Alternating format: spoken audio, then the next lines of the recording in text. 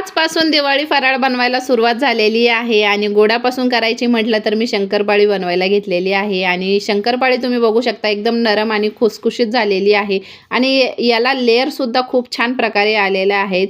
तर याची सोपी ट्रिक तुम्हाला मी पुढे सांगतच जाणार आहे, तर तुम्ही शांतपणे ऐका आणि फॉलो करा. सो इथे मी 1 वाटी साखर 1 वाटी पाणी हे छानसं गॅसवरती गरम करून घेतलं आणि त्याच वाटीने मी इथे 1 वाटी तूपसुद्धा घेतलेलं आहे आणि इथे मी एकूण 4 वाट्या मैदा घेऊन याला चाळून घेतलेला आहे आणि त्यामध्ये थोडंसं चिमूटभर मीठ आणि विलायची ॲड करून याला पुन्हा मी मिक्स करून घेतलं आणि थोडं पाणी ॲड करून याला मी मिक्स करून घेतलेलं आहे. तुम्हाला पाहिजे असेल तर तुम्ही साखरेच्या ऐवजी पिठी साखरसुद्धा ॲड करू शकता. तर हे मी थोडं करून ॲड करून घेतलं आणि छानसा डो तयार झालेला होता आणि नरम सॉफ्ट डो झालेला होता.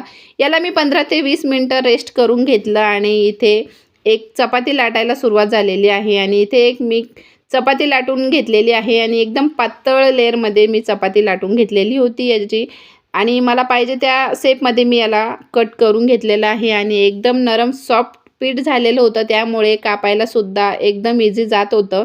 तर इथे मी बघू शकता तुम्ही छानसं असे सफेद झालेले आहेत आपली शंकरपाळी आणि तळताना तर खूपच छान होते. तर इथे तेलामध्ये मी हलकंसं तेल गरम झालेलं होतं, एक टाकून बघितलं तर तेल मस्त झालेलं होतं आणि असं करून मी पूर्ण शंकरपाळी तयार करून घेतलेली. तुम्हाला कशी वाटली मला नक्की कळवा.